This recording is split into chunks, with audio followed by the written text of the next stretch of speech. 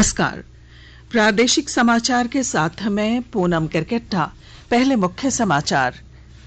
प्रधानमंत्री ने नीति आयोग की शासकीय परिषद की बैठक को किया संबोधित। कहा, देश की प्रगति के लिए केंद्र और राज्य साथ मिलकर करे काम। मुख्यमंत्री ने नीति आयोग गवर्निंग काउंसिल की बैठक में सरना आदिवासी धर्म कोड, एक समान पेंशन योजना, मनरेगा में मजदूरी दर बढ़ाने और विस्थापितों की समस्याएं दूर करने की रखी मांग। उपराष्ट्रपति एम वेंकैया नायडू ने प्रशासनिक कार्यों में मातृभाषा के इस्तेमाल पर दिया जोर। कहा, इससे लोगों को जोड़ने में मिलती है मदद। और east zone junior national netball प्रतियोगिता के फाइनल मुकाबले में झारखंड की टीम ने बालक और बालिका दोनों वर्गों में बिहार को हराया। और अब समाचार विस्तार से। कोविड-19 महामारी के खिलाफ देश एकजुट होकर लड़ रहा है। आप भी हमारे साथ सुरक्षा और बचाव के 3 आसान एहतियाती उपायों का संकल्प लें। मास्क पहनें, 2 गज की दूरी है जरूरी, सुरक्षित दूरी बनाए रखें, हाथ और मुंह साफ रखें। प्रधानमंत्री नरेंद्र मोदी ने कहा है कि सहकारी संघवाद को अधिक सार्थक बनाने के लिए केंद्र और राज्यों को मिलकर काम करना चाहिए।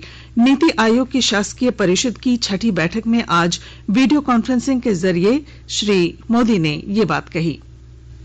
देश की प्रगति का आधार है कि केंद्र और राज्य साथ मिलकर के कार्य करें और निश्चित दिशा में आगे बढ़े। कोऑपरेटिव फेडरलिज्म को और अधिक सार्थक बनाना, और यही नहीं, हमें प्रयत्न पूर्वक कॉम्पिटिटिव कोऑपरेटिव फेडरलिज्म को न सिर्फ राज्यों के बीच डिस्ट्रिक्ट तक ले जाना है, ताकि विकास की स्पर्धा निरंतर चलती रहे। देश को नई ऊंचाई पर ले जाने की स्पर्धा कैसे बढ़े, ये मंथन करने के लिए पहले भी कई बार हमने चर्चा की है। आज भी स्वाभाविक है कि इस समिट में उस पर बल दिया जाएगा। हमने कोरोना कालखंड में देखा है कि कैसे अब राज्य और केंद्र सरकार ने मिलकर काम किया, देश सफल हुआ और दुनिया में भी भारत की एक अच्छी छवि निर्माण हुई। उन्होंने कहा, भारत तेजी से प्रगति का संकल्प ले चुका है और कोई समय नहीं गंवाना चाहता। प्रधानमंत्री ने कहा कि इस वर्ष के बजट में उठाए गए रचनात्मक कदमों का स्वागत हुआ है, जिससे राष्ट्र के मूड का पता चलता है। इस वर्ष के बजट पर जिस तरह का एक पॉजिटिव रिस्पॉन्स आया है, चारों तरफ से एक नई आशा का वातावरण पैदा हुआ है, उसने जता दिया है कि मूड ऑफ द नेशन क्या है। देश मन बना चुका है, देश तेजी से आगे बढ़ना चाहता है, देश अब समय नहीं गंवाना चाहता है। और कुल मिलाकर के देश के मन को बनाने में देश का युवा मन बहुत बड़ी भूमिका अदा कर रहा है, और तभी ये बदलाव के प्रति एक नया आकर्षण पैदा हुआ है। श्री मोदी ने कहा कि आत्मनिर्भर अभियान भारत के निर्माण का एक महत्वपूर्ण उपाय है। इसका उद्देश्य न केवल स्वयं की बल्कि विश्व की जरूरतें पूरी करना है। प्रधानमंत्री ने कहा कि वर्तमान बजट में बुनियादी ढांचे के लिए धन आवंटन सराहनीय है। इससे रोजगार के हजारों अवसर पैदा होंगे। प्रधानमंत्री ने कहा कि एक नई पहल के अंतर्गत अब शहरों में आधुनिक प्रौद्योगिकी के जरिए मकान बनाए जा रहे हैं। श्री मोदी ने कहा कि जल जीवन मिशन शुरू होने के बाद से करोड़ों ग्रामीण परिवारों को पाइप के जरिए जलापूर्ति की गई है। प्रधानमंत्री ने कहा कि पिछले वर्षों में कृषि और पशुपालन से लेकर मछली उद्योग तक सभी क्षेत्रों में समग्र दृष्टिकोण अपनाया गया।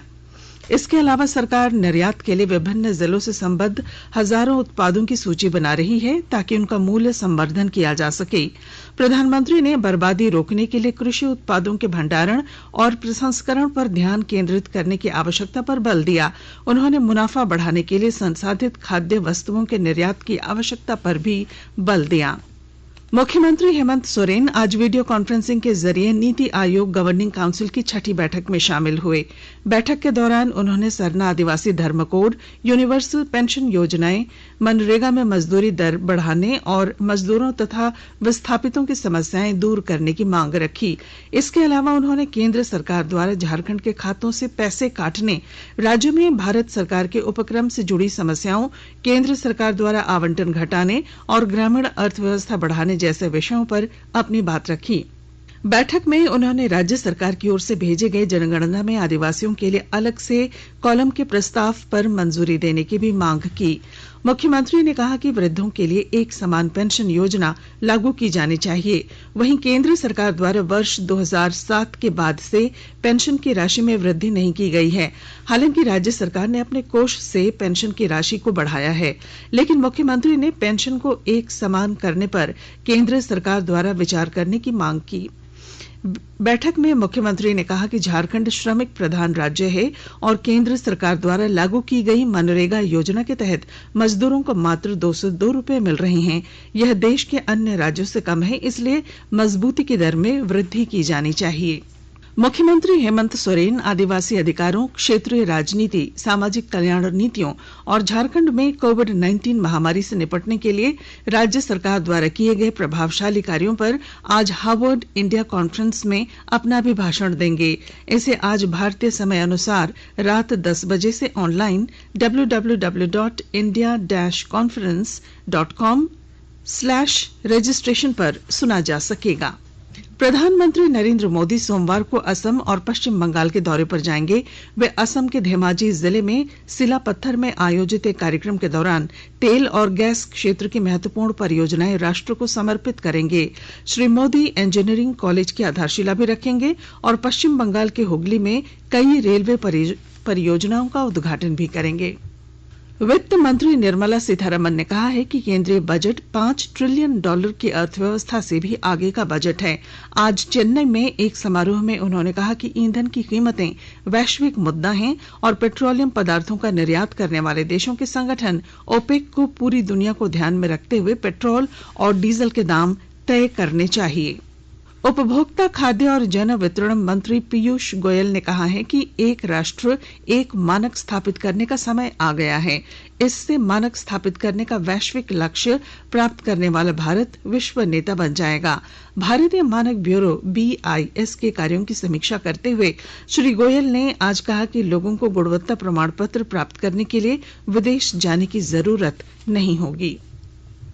वस्तु और सेवा कर GST से क्षतिपूर्ति के रूप में राज्यों को 1 लाख करोड़ जारी किए जा चुके हैं। वित्त मंत्रालय के व्यय विभाग ने GST की भरपाई के लिए राज्यों को 5,000 करोड़ रुपए की 17वीं साप्ताहिक किस्त जारी कर दी। इसमें से 4,730 करोड़ रुपए 23 राज्यों को और 269 करोड़ रुपए 3 केंद्र शासित प्रदेशों को जारी किए गए हैं।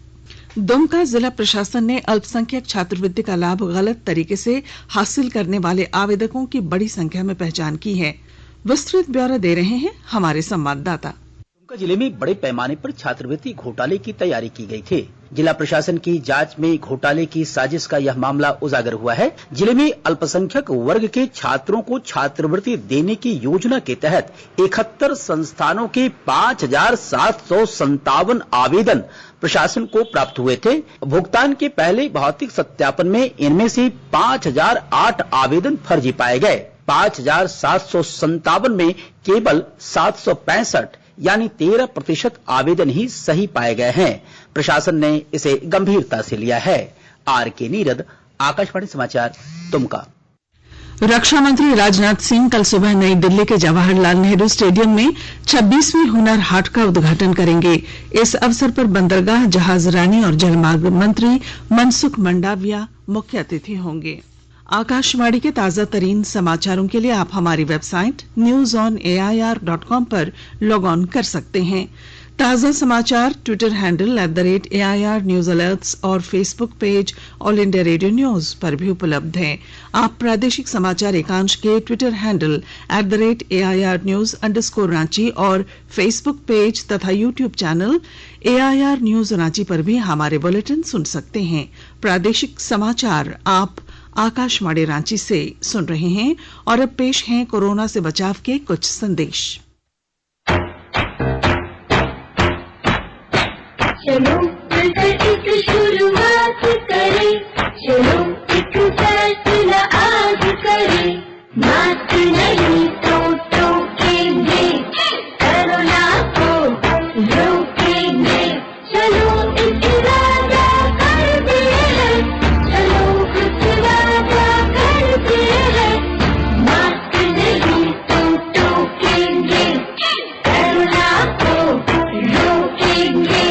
भारत सरकार द्वारा जनहित में जारी। कोविड-19 से बचाव और सुरक्षित रहने के 3 उपाय। मास्क लगाएं, 2 गज दूरी है जरूरी, सुरक्षित दूरी रखें, हाथ और मुंह साफ रखें। प्रादेशिक समाचार में आपका फिर स्वागत है। उपराष्ट्रपति एम वेंकैया नायडू ने कहा है कि प्रशासनिक कार्यों में मातृभाषा का इस्तेमाल होना चाहिए क्योंकि इससे लोगों को जोड़ने में मदद मिलती है। आज समाचार पत्रों में प्रकाशित एक लेख में श्री नायडू ने जीवन में मातृभाषा के महत्व को उजागर किया। उन्होंने कहा कि एकजुटता, मानसिक और व्यक्तित्व के विकास, शिक्षा और ज्ञान प्राप्ति में मातृभाषा का बहुत महत्व है। उन्होंने कहा कि एक उचित समय पर दूसरी भाषाएं सीखने से आसपास की दुनिया का ज्ञान होता है और इससे फायदा पहुंचता है। देश में अब तक 1 करोड़ 7 लाख से अधिक लोगों को कोविड के टीके लगाए जा चुके हैं। स्वास्थ्य और परिवार कल्याण मंत्रालय ने आज बताया कि पिछले 24 घंटों के दौरान 5,27,197 लोगों का टीकाकरण किया गया। इस बीच कोविड से ठीक होने की दर 97.27% हो चुकी है। कल एक दिन में 10,307 से अधिक रोगी स्वस्थ हुए। मंत्रालय ने बताया है कि अब तक 1 करोड़ 6,78,000 से अधिक रोगी इस संक्रमण से स्वस्थ हुए हैं। वर्तमान में 1,43,127 लोगों का इलाज चल रहा है, जो कुल संक्रमित लोगों का 1.3% है। पिछले 24 घंटों के दौरान 13,993 नए मामलों की पुष्टि हुई है। धनबाद जिले में कोरोना टीकाकरण अभियान को देखते हुए जिले के डाकघर कल रविवार को भी खुले रहेंगे। इस संबंध में वरिष्ठ डाक अधीक्षक के.डी. सिंह ने आदेश जारी किया है। कोरोना के टीकाकरण के लिए आधार से मोबाइल नंबर लिंक किया जाना अनिवार्य कर दिया गया है। राज्य के स्वास्थ्य सचिव के सोन 25 फरवरी को धनबाद का दौरा करेंगे। इस क्रम में वे शहीद निर्मल महतो मेडिकल कॉलेज और सदर अस्पताल का निरीक्षण करेंगे तथा यहां की समस्याओं की भी जानकारी लेंगे।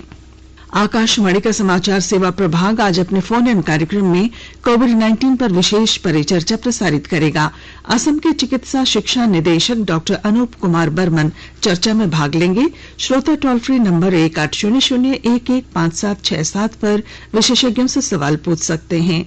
इसके अलावा 011-233-14444 पर भी सवाल पूछे जा सकते हैं और हमारे Twitter handle @AIR news alerts पर #AskAIR के जरिए भी सवाल पूछे जा सकते हैं।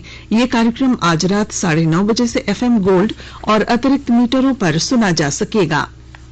पूर्व मुख्यमंत्री बाबूलाल मरांडी ने कहा है कि राज्य सरकार को उत्तराखंड के चमोली में हुए हादसे के पीड़ितों को आर्थिक सहायता देनी चाहिए।